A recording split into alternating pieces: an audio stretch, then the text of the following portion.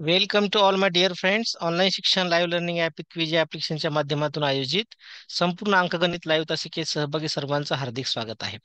नवोदय वार्षिक बॅच 2025 बॅचची वैशिष्ट्ये आपल्या समोर आहेत. हे आमचे गुणवंत विद्यार्थी. जे विद्यार्थी नवीन आहेत त्यांची नावनोंदणी चालू आहे. वेलकम. आज आपण IMP प्रश्न प्रकारांचा सराव करणार आहोत. आजचा हा भाग 22वा आहे. प्रश्न प्रकार क्रमांक 145 पाहूया. सायकलच्या किमतीत 20% घट झाल्यावर तिच्या मागणीत 20% वाढ होते. त्याचा तिच्या विक्रीवर होणारा परिणाम बघा. काय घट होते का वाढ होते? तिच्या विक्रीमध्ये वाढ होते का घट होते? पहा. या ठिकाणी त्या व्यवहारामध्ये तिच्या विक्रीवर काय परिणाम होतो? त्या व्यापाराला हा प्रश्न तुम्हाला सोडवायचा आहे. कसं सोडवणार? तुम्हाला एक ट्रिक सांगितलेली होती. किती मुलांना ट्रिक आठवते?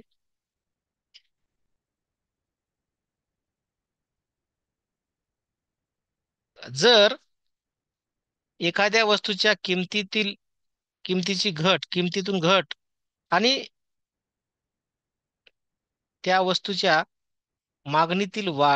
जी मागणी आहे त्या मागणीत झालेली वाढ ही सारखीच असेल तरच ही ट्रिक वापरायची.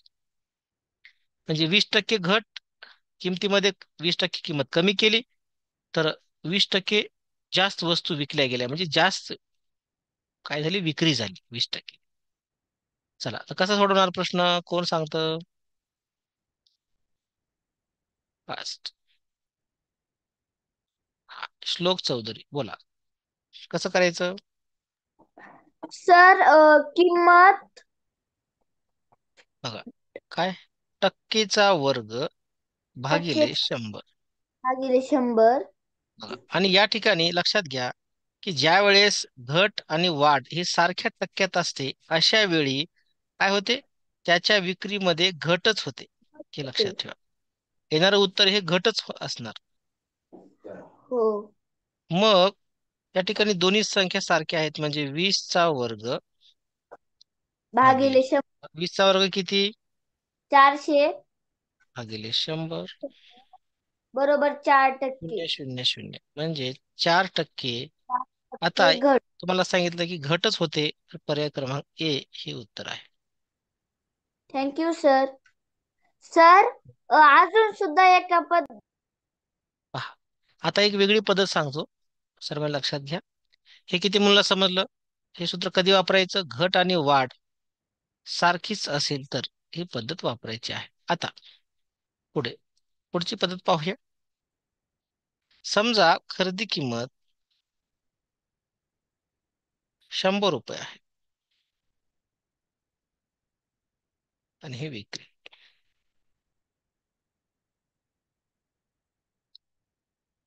लक्षात घ्या, त्या 100 वरून काय झालं, या किमतीमध्ये 20% घट केली, म्हणजे 20% घट, म्हणजे 100ची वस्तू ती 80 रुपयाला विकावी लागली. व्यापारी ती वस्तू 100ला विकायचा, त्याने त्या वस्तूच्या किमतीत 20% घट केली, म्हणजे तो 80 रुपयाला विकू लागला. पूर्वी 100 पूर्वी 100 रुपयाची वस्तू होती, तर 100 वस्तू तो विकायचा दररोज. समजलं?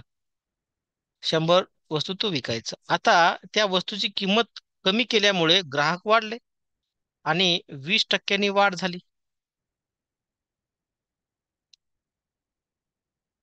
वाढ झाली. मग 100च्या ऐवजी 120 वस्तू विकू लागल्या. किती मुलांना हे समजलं बरं? मी काय मांडणी करतो, तुम्हाला समजलं? एक वस्तू 100 रुपयाला होती आणि तो व्यापारी दररोज 100 रुपयाच्या वस्तू 100 वस्तू विकायचा. 100 100 ही संख्या का घेतो आपण? कारण टक्केवारी काढणे सोपे जाते. मग खरेदी किंमत 100 असताना त्याच्या 100 वस्तू विकायच्या, त्याने काय केलं? त्या खरेदी किमतीत 20% घट केली. किंमत म्हणजे त्या वस्तूच्या किमतीत, खरेदी किमतीपेक्षा येते या ठिकाणी काय घ्या, किंमत. किमतीतून बघा, जी वस्तू आहे, तर आता थोडं वेगळ्या वेगळ्या पद्धतीने लिहू आपण. सायकलच्या किमतीत इथं लिहा, कारण तुम्ही पुन्हा काय होईल, खरेदी विक्री या ठिकाणी काही करायची गरज नाही. मूळ किंमत समजलं. जी किंमत होती सायकलची त्या किमतीमध्ये त्यांनी 100 रुपयाला सायकल तो विकायचा. त्यामध्ये 20% घट केली म्हणजे 80 झाली. तर श तो पूर्वी 100 सायकली विकायच्या, आता त्यामध्ये वाढ झाली 20%ची, म्हणजे 120 सायकली तो विकायचा. आता काय करायचं? मग त्याच्या व्यवहारामध्ये त्याच्या विक्रीवर होणारा परिणाम कसा काढायचा? 100 गुणिले 100 किती रुपयाचा व्यवहार त्याचा व्हायचा व्यापार? 100 गुणिले 100. अगोदर 10,000 रुपयाचा व्यापार व्हायचा. नंतर कितीचा होईल बरं? कोण सांगणार? लावण्या कस्तुरी. 80 रुपयाला वस्तू, एकशे हॅलो वीस सर. वस्तू विकायच्या. 2 शून्य बारा अटी. 2 0 12 96. म्हणजेच 9,600 रुपयाचा त्याचा व्यापार होऊ लागला. मग अगोदर 10 बघा, 1,000, समजलं. 1000. 10,000 रुपयाचा व्यवहार व्हायचा, आता 9,600. मग काय करायचं? काय झालं? त्याच्या विक्रीवरचा परिणाम काय झाला? विक्री कमी होऊ लागली. विक्री पैसे कमी ते आहेत. होणार. मग 10,000 वजा 10,000 वजा 9,600. 0 0 10, 10तून 6 गेले, 4 उरले. 9तून 9 गेले 0. म्हणजेच काय झालं?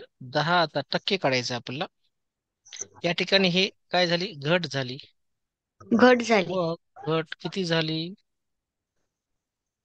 10,000वर 400 दहा रुपयाची. हजारावर 400 बघा, म्हणजे गुणिले 100. टक्के काढायचे तुम्हाला. हो शून्य सर. शून्य शून्य शून्य 0 शून्य 0 शून्य शून्य शून्य म्हणजे काय आलं? 4. 4% घट. बघा, ही जर किंमत 10,000पेक्षा जास्त आली तर वाढ दिसेल तुम्हाला, आणि जर 10,000पेक्षा कमी आली तर घट दिसेल. किती मुलं समजलं?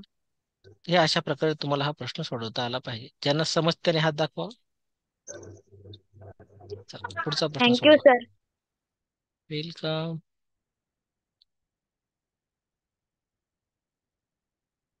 पुढचा प्रश्न, प्रश्न दुसरा. सायकलच्या किमतीत 25% घट झाल्यावर तिच्या मागणीत 25% वाढ होते.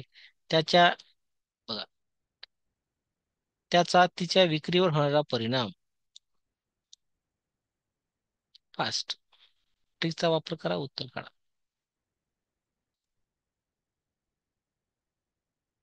भक्ती शिंदे सांगा. Hello sir. टक्केचा वर्ग टक्केचा भागिले वर्ग 100. भागिले 100. घट बरोबर टक्केचा वर्ग या भागिले ठिकाणी 100. 25 25 25 सारखीच चा असल्यामुळे वर्ग घट होते. तुम्हाला हे समजलं. 25 चा 25 चा वर्ग वर्ग भागिले 100. 25 वर्ग 625 चे 100. 2 शून्य म्हणजे 2.6 दशांश 6.025% घट. तर आता ते अपूर्णांकात ते बघा, 6.25 म्हणजे 6.1. 6.104% घट. पर्याय क्रमांक सी. Thank you sir.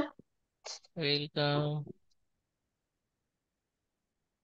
ज्यांना हे समजते त्यांनी हात दाखवा.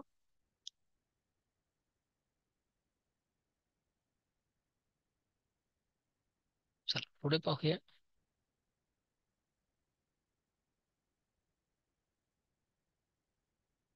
IMP प्रश्न प्रकार 146.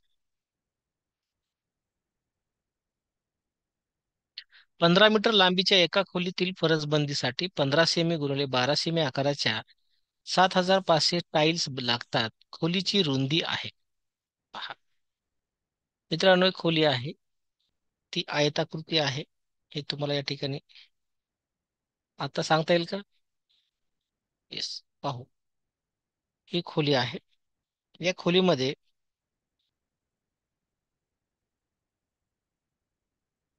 या खोलीची लांबी आहे 15 मीटर. रुंदी तुम्हाला काढायची आहे.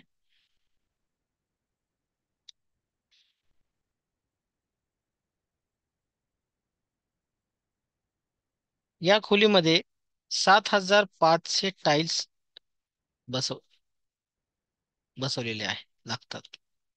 त्या टाइल्सची बघा, टाइल्सचं क्षेत्रफळ या ठिकाणी सांगितलं, लांबी रुंदी सांगितली तुम्हाला. कोणत्या मापाच्या टाइल्स आहे तो? 15 गुणिले 12 म्हणजे काय? त्या टाईलचं क्षेत्रफळ तुम्हाला मिळेल 15 सेमी गुणिले 12 सेमी, म्हणजे 15 सेमी लांब आणि 12 सेमी रुंद अशा टाईल्स आहेत. तर खोलीची रुंदी आहे, आता रुंदी काढायची आहे. तर कसं काढणार सांगा बरं?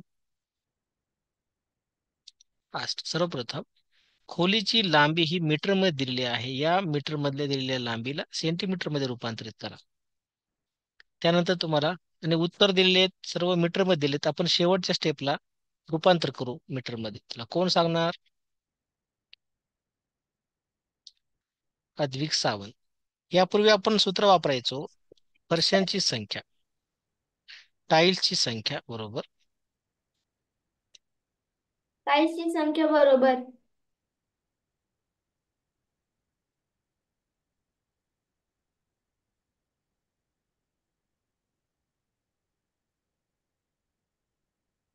खोलीचे क्षेत्रफळ खोलीचे क्षेत्रफळ गुणिले एका टाईलचे क्षेत्रफळ.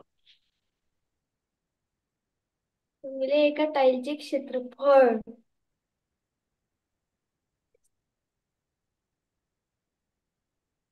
खोलीमध्ये बघा, लांबी गुणिले रुंदी. तर या ठिकाणी खोलीचे क्षेत्रफळ लांबी गुणिले रुंदी,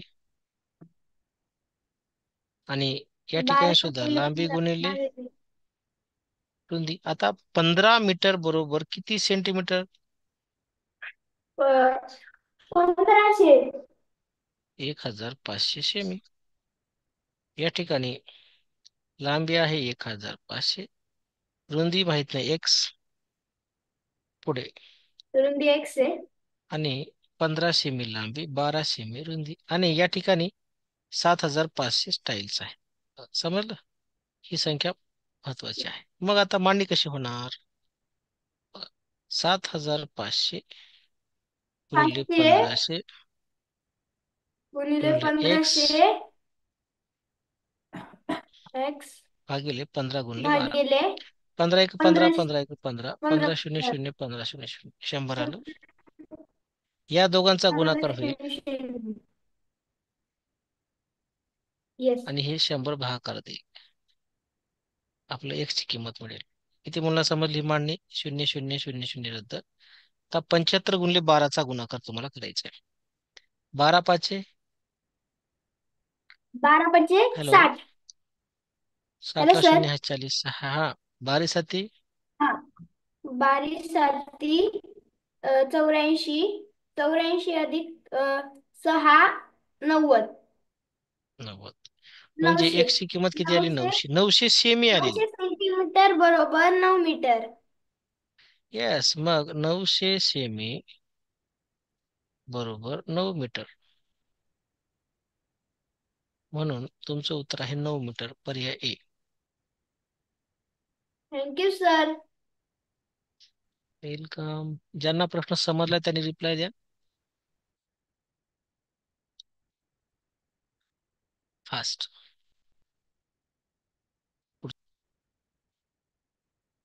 147 प्रश्न पहा. ₹600 ची रक्कम 4 वर्षात साध्या व्याजदराने ₹770 होते. जर व्याजदर 2% वाढवला तर ती रक्कम 4 वर्षात किती होईल? सोडवा लवकर, हा प्रश्न सोडवा.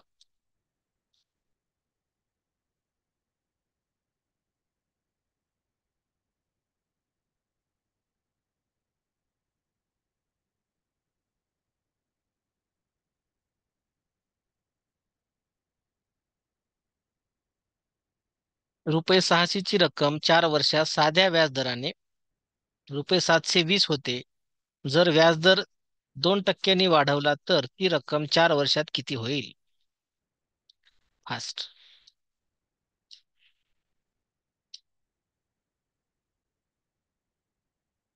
कोण सांगणार?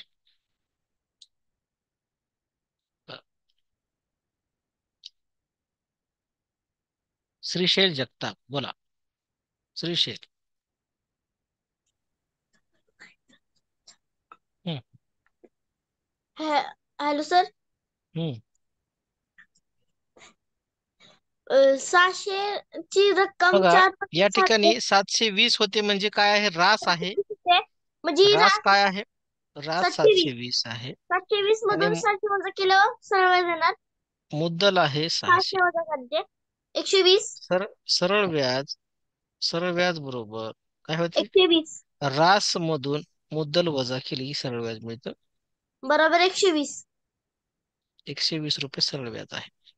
मग सरळ व्याज बरोबर 600 छेदी 100. 120 सरळ व्याज आहे. मुद्दल आहे तर 600. उत्तर आहे 600. दर माहिती 4 नाही वर्ष आणि 4 वर्षे. व छेद 100. शून्य शून्य कडून आता 4 व 6 व 4 हे छेदीला लिहूया. बघा, 120 भागिले 6, 6 गुणिले 4. 4. पुढे या ठिकाणी एक्स ला एक्स ची किंमत तुम्हाला मिळेल. 6 6 एक आणि 6, पहिल्यांदा 6 दोन्ही भाऊया 12, 6 12 20. 4 1 4 5 4 25. 4 5 20. एक्स बरोबर 5. 5. 5% काय आहे? दर आला. तर आता हा दर रक्कम दोन काढायची. टक्क्यांनी वाढवला 2% 5 न 7 होणार. म्हणजे 5+2. 7. 5+2 मग 7%. परत 600 ची रक्कम 4 वर्ष सध्या म्हणजे 4 वर्ष धरायचे. 600 गुणिले 4. 4 वर्षात बघा, ती रक्कम 4 वर्षात किती होईल बघा. म्हणजे सरळ व्याज बरोबर सरळ व्याज 600 मदक गुणिले छेद 100.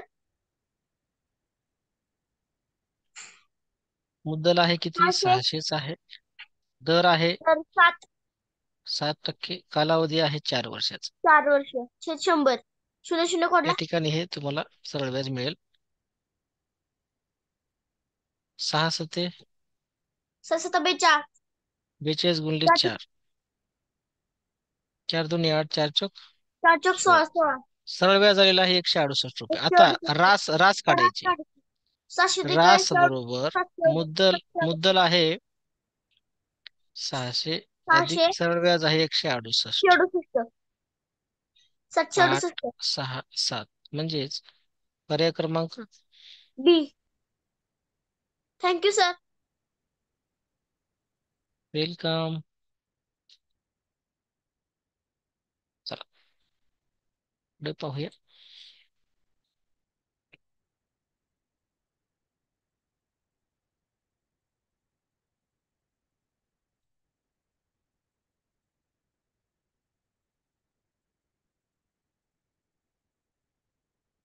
पुढचा प्रश्न. ज्यांना हा प्रश्न समजतो त्याने हात दाखवा. तुम्हाला करता आलं पाहिजे बरं का. सोडवा. रुपये 900 ची रक्कम 6 वर्षात साध्या व्याजदराने रुपये 1224 होते. जर व्याजदर 2%नी वाढवला तर ती रक्कम 4 वर्षात किती होईल? First.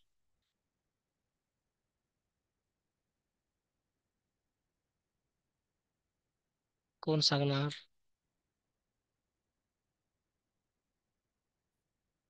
Kanishka. Hello sir. Yes. Sir रास रास आहे 1224. मुद्दल मुद्दल बरोबर 900 आणि सरळ व्याज बरोबर 1224 वजा 900. वजाबाकी कर थेट. 4 म्हणून 4 गेले. 4 म्हणून 2 0 गेले 4. 2 म्हणून 0 गेले 2. आता या ठिकाणी 12 वजा 9. 3. 324 आलं सरळ व्याज. आता यावरून तुम्हाला दर काढायचा आहे. सरळ व्याज बरोबर मुद्दल गुणिले दर गुणिले काळ म्हणजे मुदत. छेद 100. मुद्दल आहे 900. 900 दर माहिती नाही. गुणिले काळ माहिती आहे. किती वर्ष? एक्स गुणिले 6 वर्ष आणि सरळ छेद व्याज 100. आहे 324. 324. 2 शून्य गेले 2 शून्य गेले 324 छेद 9 गुणिले 6. 6 5 30. साइन चौक 24. 6 5 2 उरले 6 24. 9 6 54.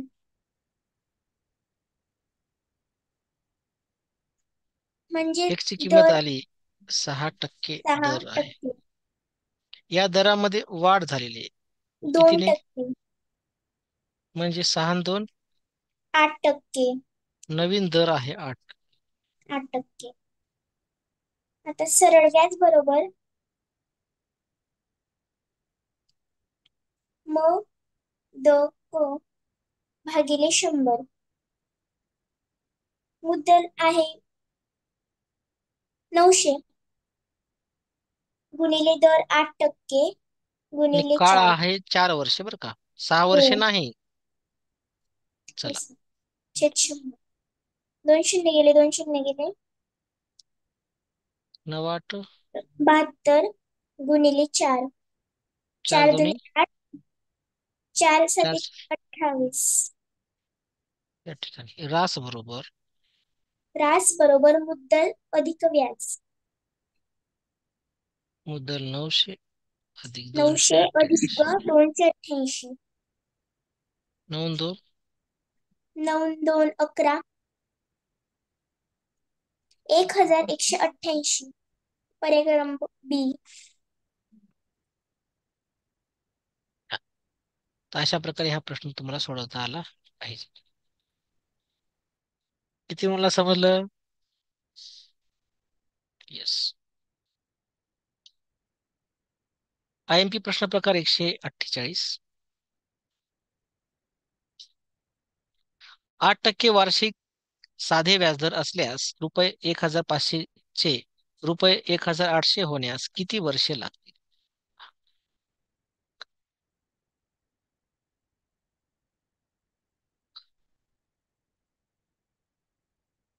कोण सांगणार? या ठिकाणी रास दिले अशा प्रकारचे प्रश्न येतात बरं का. शिवतेज उगले सांगा. या हॅलो ठिकाणी सर. रास किती किती अपेक्षित रास आहे? 1800.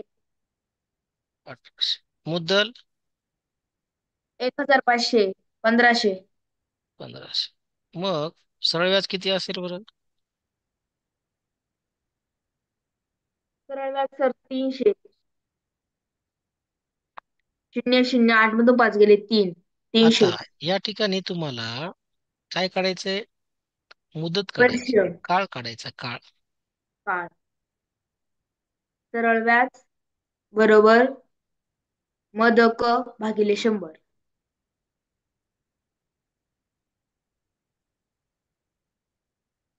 बरोबर मुद्दल आहे मुद्दल आहे 300. 1500. दर आहे 8. तर आहे 8 काळ माहिती नाही. भागिले 100. आणि व्याज दर किती म्हणजे सरळ व्याज किती आलेलं होतं? 300 रुपये. 300. 0 0 गेले. 15 8 120. बरोबर पुढे एक्स. 15 15 दुने 30. 0. 20 ला 8 ने भाग द्यायचं. 8 1 8. 8 8 दोन्ही. 1 8. 8 दुने 16. हम्म. 4 उरले. 8 पंचे 40. 2.5. 2.5 म्हणजेच काय? अडीच. म्हणजे 2.5 वर्ष. 2.1 छेद 2.1/2 वर्ष. ऑप्शन पर्याय नंबर सी. पर्याय कोणता? क्रमांक C. C. Very good. Thank you sir. चला. किती मुलांना समजलं? 2.5 वर्ष ला पूर्णांक अपूर्णांकात लिहिता आलं पाहिजे. 2.1/2.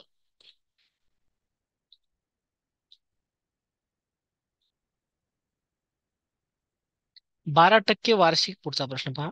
12% वार्षिक साधे व्याजदर असल्यास 2200 चे 2596 रुपये होण्यास किती वर्षे लागतील?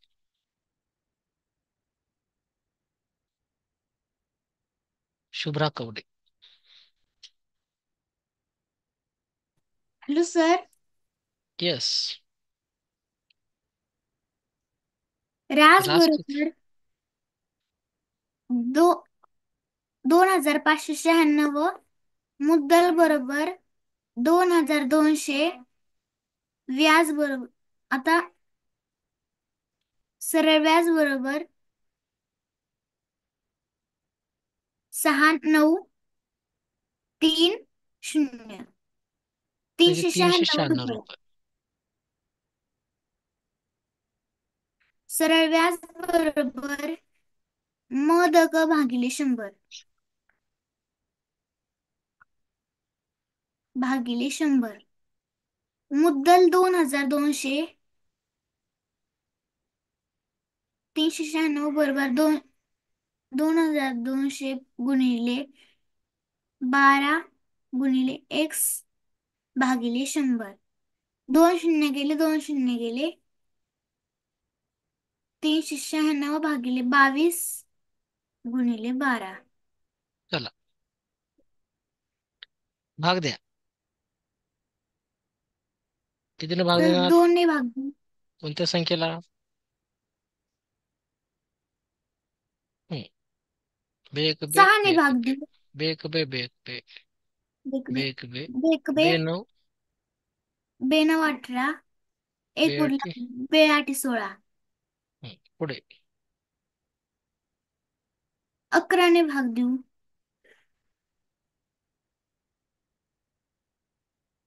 198 भागिले 11 गुणिले 12. 11 11 एक एक 18, 11 एक 11 एक 11. 11 8 उरले 11 8 88. 18 भागिले 12. 12 एक 12 6 उरले 12 एक 12. दशांश चिन्ह दिला 12 पाचे 12 5 60. म्हणजे 6 एक दशांश चिन्ह दशांश चिन्ह 5. हो, 5. एक दशांश चिन्ह. एक दशांश चिन्ह 5. एक दशांश चिन्ह 5 म्हणजे 1.5 वर्ष. 1.5 वर्ष. 1.1 1.1/2 वर्ष. Thank you sir. पर्याय क्रमांक ए हे उत्तर आहे. वेलकम. किती मुलांना समजलं? चला पुढे पाहू. IMP प्रश्न क्रमांक 149. 0.0725 या संख्येला अंश रूपात लिहिल्यास प्राप्त होईल. काय प्राप्त होईल? पहा, अशा प्रकारचे सोपे प्रश्न येतात आणि मुलं चुकवतात. कोण सांगणार? श्रावणी, परभणी. 0.0725. या ठिकाणी किती स्थळ दशांश आहे? 4 स्थळ. म्हणजे कसं लिहिणार तुला अंशाने छेद रूपात?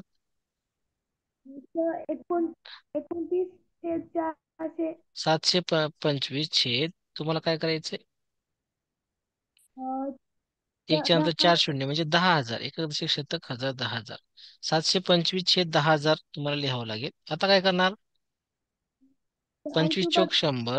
25 शून्य शून्य 25 शून्य शून्य 25 दोन्ही 50. किती उरले? 12. किती? 12 का 22? 22. 22. 22 आणि वर 5 म्हणजे 225 झाले ते. 25 9 25 9 225. हा, तर 29 छेद 400 अशा प्रकारे उत्तर येतं. पर्याय क्रमांक थँक्यू सर. चला, पर्याय क्रमांक पी हे उत्तर योग्य आहे. अशा प्रकारे तुम्हाला अंश आणि छेद रूपाला अतिसंक्षिप्त रूप द्यायचे, ते तुमचं उत्तर असेल. प्रश्न दुसरा. 0.0625 या संख्येला अंश रूपात लिहिल्यास प्राप्त होईल. काय प्राप्त होईल?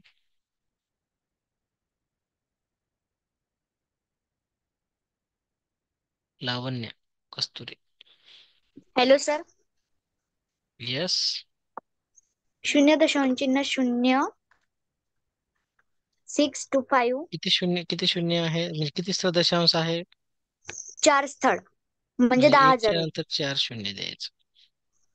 पुन्हा 25 चोक 25 100. 25 25 शून्य शून्य 100 25 00 25 25 25 50 आणि 25 म्हणजे 25/400. पर्याय आहे का? No sir. पुन्हा अतिसंक्षिप्त रूप द्या. 25 एक 25 25, 25. हा 25 पुन्हा एक 25 25, 25.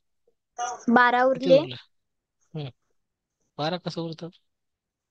12 नाही सर. 40 मधून 25 गेले. 40 मधून 25 गेले, 15 उरले. 150 झाले. 150 झाले. 25 सक 150. म्हणजेच 1/16. 1/16. पर्याय क्रमांक 4. पर्याय क्रमांक डी हे उत्तर बरोबर आहे. Thank you sir. वेलकम. काही मुलं काय करतात? 25 या ठिकाणी एक पर्याय दिसतोय 40. इथं 400 आहे, चुकून राहिला असेल म्हणून हे पर्याय निवडतात. चूक नसेल तर अतिसंक्षिप्त रूप द्या, पुन्हा पर्याय शोधा.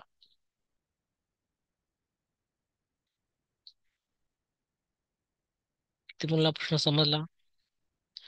अतिशय महत्वाचे हे प्रश्न आहेत. येस. चला, तर आजच्या तासिकेत आपण महत्वाचे प्रश्न अभ्यासलेले आहेत. उद्या नवीन प्रश्न प्रकारांचा आपण अभ्यास करू.